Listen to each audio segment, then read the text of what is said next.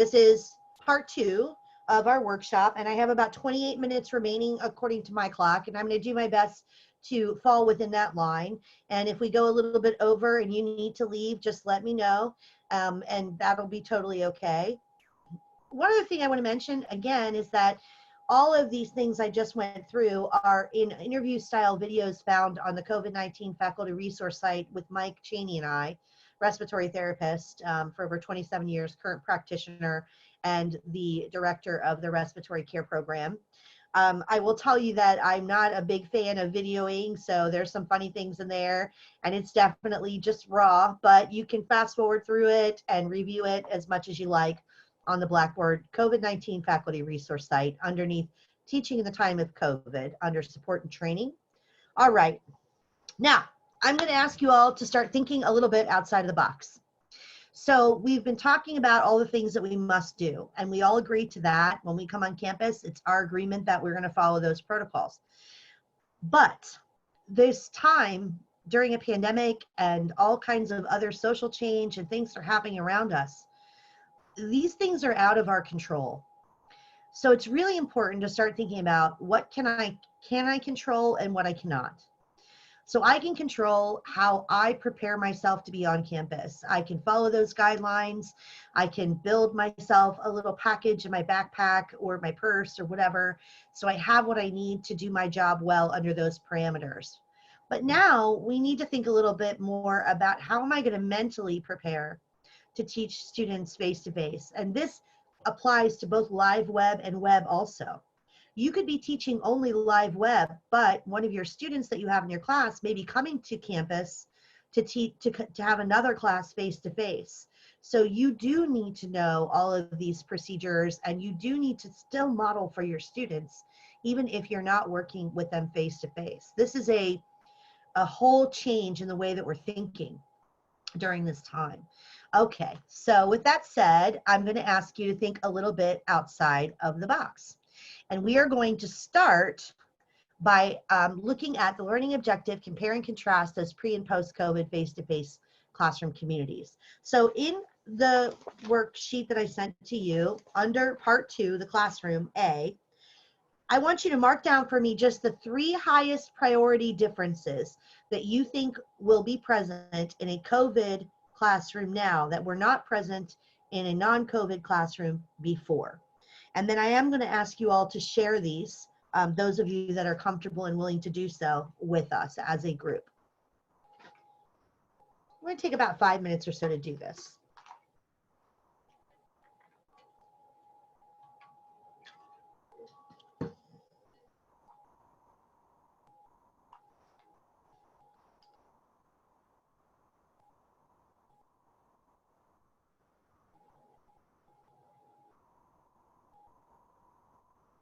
And when you're ready, you can find some creative way to let me know.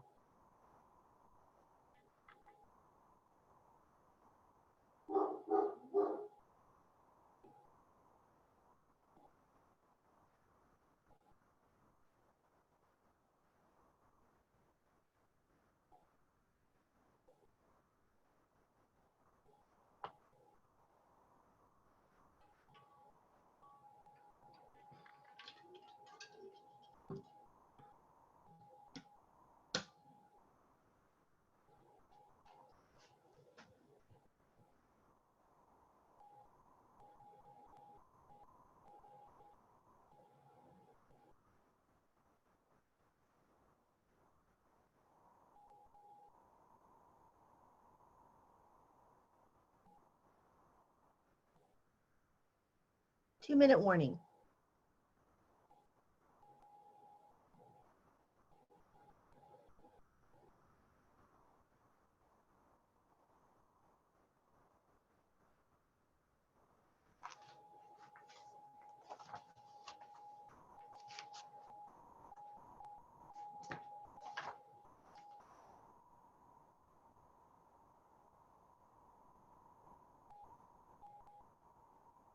All right, 1 minute.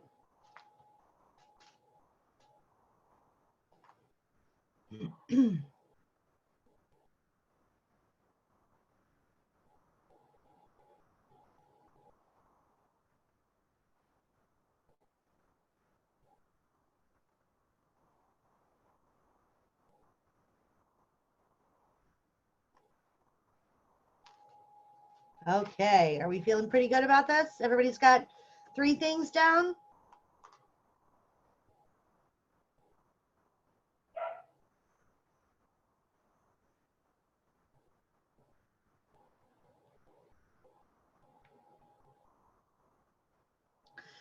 All right, so I'm going to start with Dave because he shared with us on chat. So David said I'm just going to share one of his 3 things, which was cleaning workstations and doing a lot of keeping up with hand sanitizer near us and as we pick up tools and parts. So Dave, you're talking specifically about like in the lab when you're with students and keeping an eye towards making sure that even with masks on that we're still being as hygienic as we can. So yeah, I appreciate that. Anybody else have that written down too? Like, the whole environmental impact piece? I did, because Yeah. also lab. So moving around in the lab, just everything. Like they have to move and get chemicals. They have to move to clean up. I have to move to help them. I have to be next to them to help them. Right. Yeah, so I would say those are 2 different things. One, he's talking specifically about cleaning as we're picking up and putting down things, and what you're talking about is the movement that we generally have in a classroom. So there's a difference there between I like to move around and get close to my students and use proximity in my teaching versus in your case in lab, you may have to be close to a student to help assist and or to deal with a problem, for example, that may arise. So I think that's an important point. Either Nancy or Bob, did you have anything that you were? Yeah, I mean, obviously in most lab situations, a lot of time you're kind of gathering around, right, to see detailed things, and you won't be able to do that. Or, kind of the lab plans may involve lab partners or groups, team work. So Right. that's kind of all got to be rethought. Yeah, for sure. That's a really good one. Nancy, did you have anything you wanted to add? I was thinking about, I'm not sure if this is the right words for it, is self-defense, and that you're trying to protect yourself, you're trying to protect the rest of the class at the same time that you're trying to keep class moving forward and being productive. So that's going to be Yeah. 2 different things in your mind. Yeah, so I agree with you. Self-defense may not be the right term, but actually, it's not incorrect. We might wanted to change that a little bit, just from because of what that invokes. But it's not incorrect use of that terminology at all. We're talking about something that's very virulent, incredibly infectious, and we can't see it. So there's a danger out there, right? And so I think that having that is a good idea. Thinking about it that way is not bad. There's something we can't see that could potentially harm us or others, and we're taking on a role of being a model and following those protocols. And so, yeah, I mean, I agree with you. Now, what if we were then to go back to those things, and are any of those beneficial? Like these changes that we're going to have, are any of these beneficial, or are they all challenging? So I would kind of have you think about when you're thinking about your classroom and the vision of what that will be and how that will work, ask yourself, is this a beneficial difference or a challenge? So are any of these beneficial? I had one that I didn't share, but I thought that this might be beneficial, is that it will require a lot more forethought and planning than my normal sort of, I mean, face to face, let's be honest, we have days where we can walk in and wing it if we need to. Well, can I change that? Because you're not winging it. Let's remember that everybody in this workshop right now is an expert. You know your content. I am not at all concerned about you. When we talk about walking in and winging something like it's some sort of negative thing, no, it's just that we have that level of confidence and that level of knowledge. And I love that you just said this because it's exactly where I'm going with this part of the training, which is right now, we know we have our content down. We know we've got the pedagogy down. We know we have the curriculum. That needs to be standard. It needs to be solid. And the rest of it, our focus now needs to go into execution during these parameters. And that's where our thought has to go, is how do I work within this group around this thing so that my students are still getting an engaging and active learning activity. The pedagogy is still in place And on top of that, I know my curriculum is set and I'm providing these students with my job, which is making sure that they have what they need to move forward. Because ultimately we want them to be successful. That's why we're doing this. We work at a community college. We care about our students. Not that four-year schools don't, but our focus is on the student. Our focus is on teaching and learning. Our focus is on preparedness and work readiness. That's our focus. Our students have life challenges pre-COVID. We know this. We are better equipped than perhaps some other instructors and faculty out there in the world to deal with a crisis like this, because we already have a connection with our students that's very strong. And I'm saying that we need to put our energies into thinking about that. And with that in mind, I'm going to share with you some of the things that I think are beneficial as a result of COVID. So students may be more attentive and self-aware. I don't know about you, but I've certainly had students that are just not aware of their own personal space. How about you? Now, people are going to be much more aware of their personal space. This allows us some space to work into in a loving, caring, and supportive way. And we can support this social distancing with lots of positive behaviors and body language that don't require proximity. So we're going to have to take our bubble of connection that we usually have with students, and we're going to have to expand that out a little bit and find ways to still be genuine and share with them at a distance. And I think that's a good thing. We're stretching our empathy muscles a little bit, and that's something that is only going to benefit us and our students.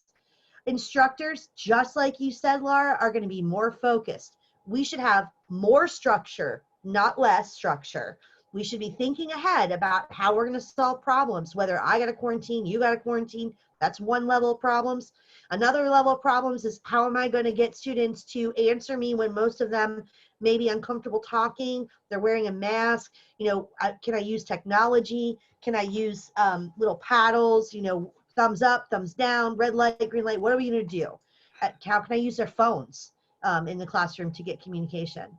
We want to reduce the amount of change that happens in our curriculum with this one caveat. We also, with all that said, need to be more flexible when it comes to due dates, when it comes to allowing students to work around potential challenges that may occur. And this is the important part, that are out of our control. So the first step is to recognize that there are things here that we cannot control. So we shouldn't even try. All we can do is follow our protocol, control our behavior, and make sure that we're role modeling and doing things properly. I cannot control whether or not a student of mine ends up with COVID-19 exposure. I cannot control whether I get sick or a student gets sick. I can't control those things. But what I can do is prepare for those things and have a plan in place so that my tension, my fear is reduced, and all I have to do is enact that plan. And all of those plans should be discussed with program chairs and deans so that you have a solid backing of support. So in the event that something happens, your dean, your program chair is going to support the decisions that you've made in advance. So with that, let me go back for just 1 second. The other thing I think is going to be really positive is I think we're going to build cohorts really fast, and they're going to be really strong. And that's because if you think about it, people that are in extreme situations, like an elevator that breaks down, soldiers in the field, people that are together in a situation that may include things they can't control, are more likely to band together. It's our biological imperative to build allies in situations like that. And we can use that to our advantage to help our students remain safe and to help them learn. And so I think that's, for me, those are some positives. There's some negatives though. Obviously there's some challenges. We're gonna call them challenges, not negatives. Fear. We're just gonna have it. There's just gonna be fear. And we're gonna have to mitigate that fear. And I'll tell you what I'm gonna do real quick. I'm gonna actually turn off my background because my eyes are starting to see that. You can see the ocean through my eyes. Okay. You guys aren't interested in jokes tonight. I understand. You're tired and all that, right? Tough crowd. Okay, So there's going to be some fear. So we also have to manage our expectations. Zoom out. Zoom out. You got to look at the bigger picture, folks, because we have to rework our expectations, manage those. What happens if 2 weeks from now we find out that COVID-19 is infectious through aerosol particles and not just droplets? Well, guess what? Things will change. Things may change as we learn more about this virus and as we're in the field doing what we're doing. So you have to manage your expectations. Let's say you work really hard, Nancy, you build all these plans, and then one thing changes in our data, and then the whole outline and all of our PPE changes. That's not something we can control. Just manage our expectations and know that I'm preparing for that. We also know that there's going to be some high tension. What happens when our students are stressed out? What happens when we are stressed out? Well, our minds wander. We get impatient. We also have a reduction in listening. So normally we do repeat ourselves many times throughout the course of teaching. Well, you might need to think to yourself, I need to do that even more. I need to be even more structured. Let's say pre-COVID, I'm in a biology 100 class and I have a test scheduled for Tuesday, today. But when I got into class on Thursday last week, I did not feel like my students were ready. So I'm going to reserve the right to potentially switch a date of a test, right? Oh, I'm not going to do that during this time frame. What happens if that student only has Wi-Fi access at certain times and they had to schedule around work and they have childcare and they're taking care of a sick person? You can't spring that on them. If you do, you're going to increase these challenges within our students. So some of what we do needs to be upfront messaging, structured, and our pacing guides and schedules really shouldn't change. Now, I'm going to ask you to do a little weird thing with me. Have any of you ever heard of Sadhguru? Do you know who Sadhguru is? He's a famous yogi in India. And I like a lot of what he has to say. Now, this is not a spiritual workshop in any way, shape, or form, but I'm going to show you this video, just 2 or 3 minutes of it, because I think what he has to say can frame for us what I'm trying to get at, which is I want everyone here to be a visionary. Being a visionary means I'm actively volunteering to do this work. I'm choosing to do this work. This is a little bit different than something that I normally do, which is I set goals for myself. I want to be a good teacher. I want to get through this material. I want to have an average test score of 75. Those are my goals, and they're very individual to me. Now, it benefits my students, but the outcome is a reflection of my work, right? But when you're a visionary and you're thinking about building a vision, your vision is very inclusive of everyone that's involved. And therefore, turning your vision, your planning, and your prep into a reality in the COVID classroom is something I want to just take a minute and sort of have you think about. Now, he is giving this talk to a Women in Visionary meeting. And I have to get to where it is here. There we go. And so it is not directly related to what we're doing here. However, I think it has real value in helping us to reframe how we think about things. So this is an organization that's built of lots of volunteers. And although you could say we're getting compensated for our work, we're not volunteers. That's totally true. But if you're choosing to teach face-to-face, you're making a choice to put yourself in that situation, or to put yourself in the live web, or to put yourself into a web situation. We make choices all the time. And so that's why I think this might be somewhat valuable. All right, so let's just take a couple minutes here. A volunteer-run organization. And I know that every single person who is here is giving their time to one organization or another. And the fact that you have 9 million volunteers, and you were talking about the relationship between volunteerism and willingness, and that it's through willingness that you uplift your consciousness, if I'm quoting you correctly, or I'm understanding it. In some ways, talking about how it could be a doorway to becoming a bigger person than who you are. See, before we come to women, first thing is visionary. What a vision means is everybody has desires. Desire is an incremental way of enhancing our life. Today you desire, I must have a home. Tomorrow you desire, I must have this money. Tomorrow you desire something else. These are incremental ways of arranging and rearranging our lives. Which are needed to do a few things. When you say I'm a visionary, what you are saying is, I have a larger desire, which is not about just incremental improvement of my life. Desire is about me always. Vision is an all-inclusive process. So this itself is a phenomenal thing. If people, instead of having desires, if they have a vision, vision is always all-inclusive. Desire is personal. I'm going to pause it there. And if you're interested, this is only a 10-minute video, and I encourage you to continue watching it. The link will be in the PowerPoint. Again, I'm not trying to get everyone to wake up in the morning, hop up, do 3 hours of yoga, and meditate for 4 hours. I'm not saying that.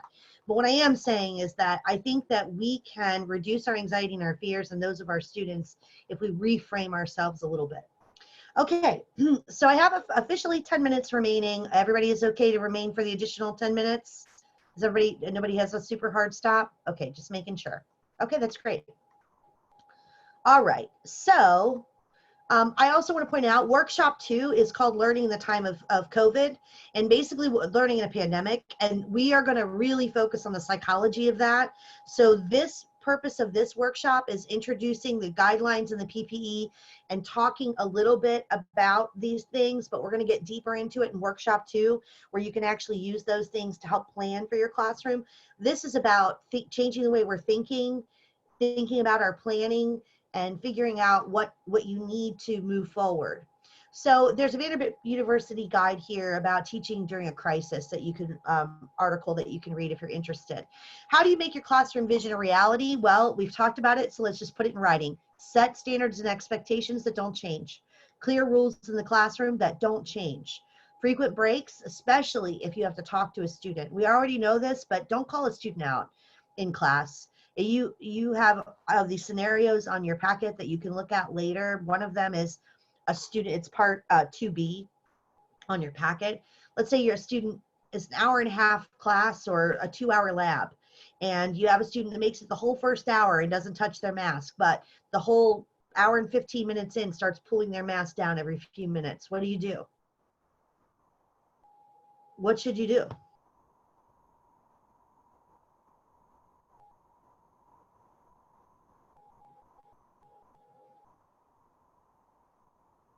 Well, am I going to call campus police to take them away? No. No. What I'm going to do is I'm going to recognize that that student individually, if not the entire class, needs a break. That's what I'm going to realize. The student was compliant for the whole first half of class. It's not as though they are now suddenly deciding that the virus is a hoax and they don't want to wear their mask. What they're saying is, I'm stressed. And they're showing you physically that they're stressed. So I would give them a break, and I would find an opportunity to say, you know what, I need a break from my mask. I'm going to head outside. Let's take 5. If I had an opportunity to speak to that student, I think how I would approach that is, hey, I noticed that you're pulling your mask down. I was kind of feeling it too, in mine. But you know, if this is too long for you to be wearing a mask for that amount of time, you know, we can talk about how you can get this information, or maybe face-to-face is, maybe we need to look at some live web options. Or if you need that break, you know what? I would love for you to just go up and take it. Take a 5-minute break whenever you need it, even if the class isn't breaking. That's how we handle that, in my opinion. You know, that's one way to de-escalate a situation. Other students are going to get nervous if they notice somebody's starting to take their mask down every 5 minutes. You have to address it. You can't just let it go. At the same time, you know, you don't want to be so authoritative that you're setting down these rules that students are afraid to have a break or to need to ask for assistance. Also, it's important we have upfront messaging. We've already talked about this. I just want it in writing. On your syllabus, that statement that you make for COVID and other things directly is your contract with them. So you have to stick to it. You should definitely talk to your program chair and your dean. Make sure they can support you in the stance that you're taking on your syllabus. And there may be some universal language that your divisions are going to be providing you. You also need to let students that recording may occur. even if they're face-to-face, because if you have live web office hours, or if you're doing live web tutoring, or you're getting the group together, that they may be recorded. The other thing I want to mention is, why can we not require video for attendance in live web or web courses? Why shouldn't we? Because the student might not have the resources that are going to be in working condition. You know Exactly. what, Nancy? If you're on campus, you may not have them. Right. We don't all have cameras on our computers on campus. Yeah. But even outside of the technology piece, right?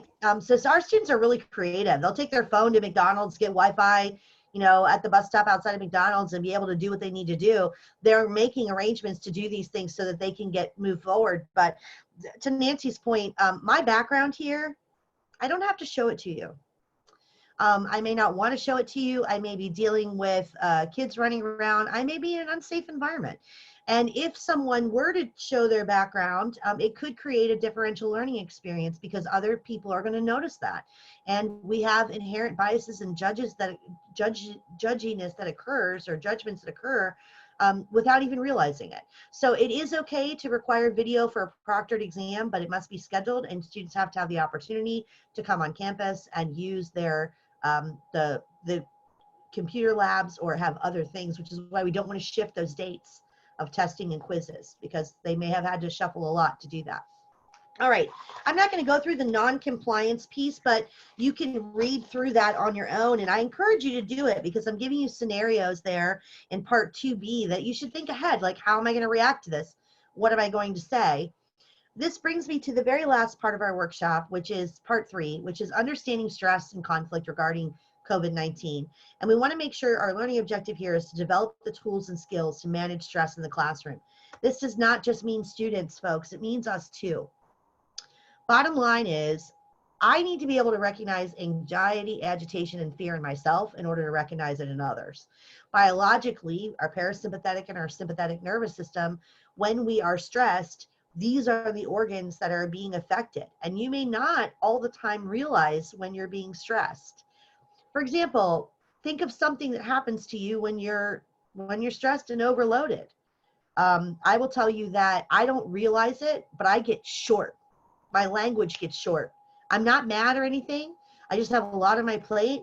And so I'm trying to be the most concise and like get short. And of course you can imagine how people react to that.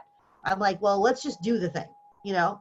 And they're, wait a minute, what do you mean? Let's just do the thing. I'm like, well, you know, let's just do that thing. Let's just, you know, move on. I don't mean to do that. And sometimes it takes me a moment to recognize that I'm doing that because I am stressed, because I'm overloaded. I tend to talk faster. I talk fast anyway. I tend to talk faster. I move more. You know, my energy completely changes around me when I'm stressed.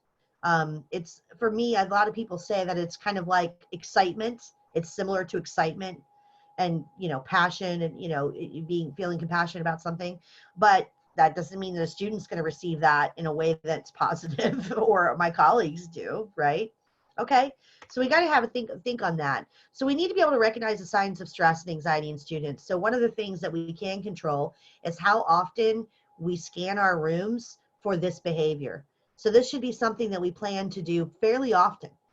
Again, working on the things that we can control. We want to gain data and information so that we can use that to better work our situation and teach. So basically, here's what I want you to try to do. And here's what I want you to try not to do. And notice I didn't put try over there. So these are the things I want you to try to do. These are the things I don't want you to do, if I'm being really clear. When I am encountering a student who is upset, agitated, fearful, has a problem with following a rule, and I'm dealing with a compliance issue, the first thing I want to do is create a supportive stance and space. I want to open myself to listening to that person. I want to make eye contact with them, and I want to have positive to neutral facial expressions. This is so important that we do that. Now, I have an asterisk next to eye contact, and I'll go back to that in a minute. I also want to make sure that no matter what we do, the second part of this workshop, that you walk away with two major things. One is the upfront messaging the structure, knowing when to change and be flexible and when not to be. And the second is this, these 4 things. Listen to students with empathy. Validate what they're saying. Talk about their choices and provide them with solutions. This is how we are going to de-escalate, and it works all the time. And to give you an example, let's say a student says, you know what, I agreed to this statement, now I'm in class, I'm uncomfortable, you know what, herd immunity, that's what I'm going to work for, and I don't even know if the virus is real, so I just don't want to do this anymore with this mask. I'm just going to sit here and that's that. Okay, well, obviously you're not going to talk to that student in front of others, you're going to break, but let's imagine you are having a one-on-one conversation with the student, you're wearing your mask, you're doing your modeling. Creative supportive space. Listen to everything they're saying, and then say, you know, we could talk about some data and things, but I understand that's how you feel. There's a lot of information out there. We're still learning things, of course, but these are the guidelines that we need to have for us to be able to do what we're doing here face-to-face on campus. But I do understand that that's how you feel. So let's talk about some ways that we can work around this. And then you give them the solutions. Couple of other things you might want to consider is, let's say, Nancy, can I pick on you for a minute? Because you and we've been in lots of meetings together. Let's say Nancy's agitated, right? While I'm listening to Nancy, I'm going to do something like this. I'm going to go,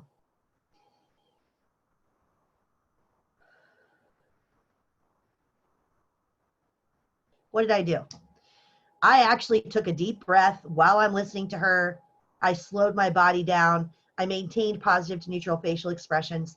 It is really difficult for a person to continue to escalate when you will not allow them to escalate, because we play off of each other individually. So what we're not going to do is argue, even if you're right. It's not worth it.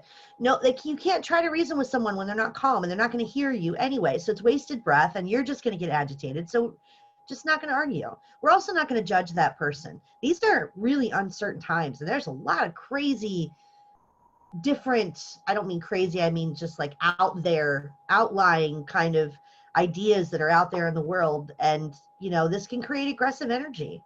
We are in the middle of an election year. We have social change. This is a pandemic. I mean, come on, there's a lot going on. There's the plague in Colorado and murder hornets. And do I need to go down the whole list of things? Ironically, a lot of these things happen all the time, by the way. Animals have bubonic plague in Colorado every year. We just don't always hear about it. But we're really hyper aware right now. So that creates that aggressive energy. Do not dismiss a student and do not condescend to them.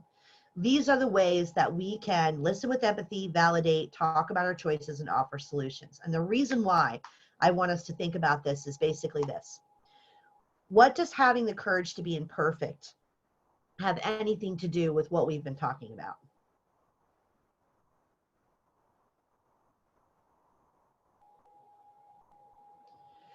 When I take an argumentative stance with a student and I tell them they're wrong, what I'm really saying is that I'm not wrong. I know it's right. I'm perfect. You're not, right? But when we agree that we're imperfect and therefore we could also fallibly make mistakes and all this crazy information that's out there. I don't mean to keep using the word crazy. It's just on my mind, I guess, when I was thinking about some of the theories and myths and such that are out there right now. So if we have courage, compassion, and connection, that actually equals vulnerability. And our students are really, really good at knowing when you're genuine, when you're not. And the truth is that when we're vulnerable is when we're genuine. So basically, a willingness to believe that what makes us vulnerable makes us beautiful means that when I'm imperfect, and I recognize that I'm imperfect, I recognize that you're imperfect, then we can make a connection with each other and I can de-escalate you.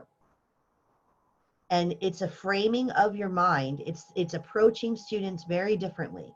It's having a vision and being a visionary. It's not saying, I'm going to control this situation. I'm going to make the student see that they're wrong, and then I'm going to tell them all the things they have to do, and I'm going to affect change in this way. Yes, you can affect change in that way, but it's an uphill battle, and not during a pandemic with high stress and tension and crisis. The better way to do it is I'm going to have care and compassion. I'm going to be a visionary. I'm going to validate you.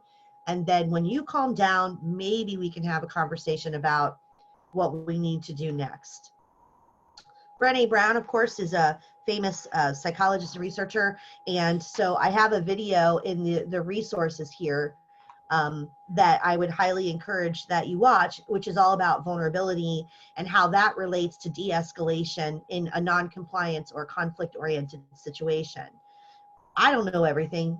You don't know everything, and that's totally okay. And a willingness to be imperfect allows for a genuine conversation to occur. And that can lead to really healthy cohorts and reduce conflict for us in the classroom. So I want to share with you a few of the resources that I have. So the first one is a blog about why should I use empathy in the classroom. Previous to this slide, there was an article about teaching in a crisis, and of course the Sadhguru visionary video. The Power of Vulnerability, Brené Brown is here, and that's where I got this idea of thinking about empathy and connection and how we should move into that. This one here called Empathy is actually a corporate video. It's not a teaching video, but I started watching it, and I know this person. And so what I noticed though was below it was a comment from a student. And I thought, you know what, even though they're talking about clients and customers and not students, students are our clients. And so if you shift your thinking a little bit, I feel like that was a pretty good video. The second to the last one here is called Right Response. Right Response is a CPI type training for conflict mitigation and de-escalation. This is a workshop that they have here, and it's also a free downloadable resource if you'd like it. And the last one is the author of Verbal Judo, talking about his book. And again, we're just shifting our frame. You know, we have to think about how am I going to handle these things? And I don't want you to get stressed out. I don't want our faculty to get burned out. I want you to have empathy for yourself, and I want you to have empathy for others while we still maintain our role model and we follow all of our guidelines. Okay. So there is a post-workshop activity that you're welcome to do. Nobody's going to grade it or collect it, but it's all about trying to get you to create a personal plan that are in line with the Cincinnati State guidelines for campus activities. Write it down. What am I going to have in my backpack every time I come to campus? I have a checklist by the door that I do not walk out with without looking at it, making sure I have my Purell, my Clorox wipes, my mask. I've got my all the things that I want. Unfortunately, right now, because there's so many things that are out of control, when we manage our expectations and zoom out and build a plan like that, it will help us to execute better. And we should feel better because we have a way to manage potential problems that might occur. All right. So this is only the second day of me doing this workshop, and I really want to thank all of you for doing two things. One, giving feedback and being here and taking the workshop. And two, having a slightly open mind a little bit about the second half. I hope you can see where I'm coming from and what I'm trying to get us to reframe and do as we consider how students are going to learn in this pandemic and how we're going to create active engagement and activities. So I appreciate your, tolerance for thinking a little bit outside of the box. If you're going to be a creative builder, you might have to look a little outside of the box to get your ideas and spark some of those things. I would love to do a last minute round robin. So any feedback that you give to me would be fantastic. I'm going to provide you with this PowerPoint after we talk, a certification for CEU credit. And in addition to that, I'm also going to give you an evaluation, which you will fill out anonymously, send to Tammy Smith, and she'll send it to me. Is anybody willing to share anything from today verbally with me right now that I can use as constructive criticism or feedback moving forward with the remainder of the workshop ones this week? I appreciate it. I'm sorry, go ahead. I just appreciate the fact that I had trouble logging in, and I know you told us to do this earlier, but I didn't get a chance to, and I was able to just jump in without feeling like I'm slowing people down and so forth. So you made me feel comfortable. You empathized with me. Well, I hope he felt welcome, and that's the point. Bob, and did we answer any questions about PPE, or are you feeling Yeah, any better? No, I appreciate the information. It got me started thinking about, particularly as we prepare and communicate with the students. I think it's going to be important to have some good communication, like you said, ahead of the first class, right? So they're prepared, because you know that they're not going to, likely be real well versed on what all the new guidelines are. So just to help them and give them a chance, if they do have issues or anticipate problems, that they have a chance, talk that through before classes even start, right? Yeah. So no, good information. I appreciate it. Helpful. And I thought of one logistical question. Do you know if like hand sanitizer is going to be placed in each of the classrooms, or what the logistics are with that? I don't know. I don't. think so. Okay. That was a discussion. Nancy, you're on this committee too, right? The safety committee, weren't they talking about the different locations? And it's not classroom by classroom, it's like by doorways and things. Am I remembering that correctly? The hand sanitizing station? I'm not sure. Yeah, I'm that. I pretty think that's sure. still up in the air. Yeah, well, they were having trouble getting more of them, I think. So I can't even imagine that they would even have the resources to do that. Yeah, that's what I was thinking. That would be huge. I mean, there'd be cases and cases and keeping it stocked. Right. Yeah. So I know that they came through and they put some of those, the wall hanging ones in the labs that didn't use there. But I noticed, like, there's a door from parking lot D, the one that goes into the main building, like next to HPS, under that walkway. Mm-hmm. You can go in there. There's a giant welcome sign there. And when you walk in, there's no hand sanitizer station there. I was going to ask them to do that, but I don't think it's going to be classroom by classroom. If you're in a lab, I think that they are planning on putting those in. Okay. Yeah, when you talk about a checklist, it made me think about, having not only letting the students know, they should have that kind of on their checklist, but kind of having that, for personally, and, maybe, providing that for the class. To be clear, there are those big hand sanitizing stations throughout the building, but they may not be very close to where you are. Yeah. That's right. And let me, Bob, to your point, yes, I agree with everything that you are all saying. And I believe that, this is the frame that we need to be thinking about. But please keep in mind that our students may have lost their jobs. They may not have the funds or resources to have everything that we would want to have in our backpack. And I'm not suggesting that you can't say, what I tend to do is say, you know what, here's my COVID backpack, and go through materials I may have in there. And I try to be thoughtful about economics of things. They are only required to do those things that we talked about. The additional things that I'm asking you all to think about are things that I personally do as a person in a susceptible population that actually make me feel more comfortable to be able to do a job, to be able to run, to teach. But Bob, most of our students are going to have some items that they could use.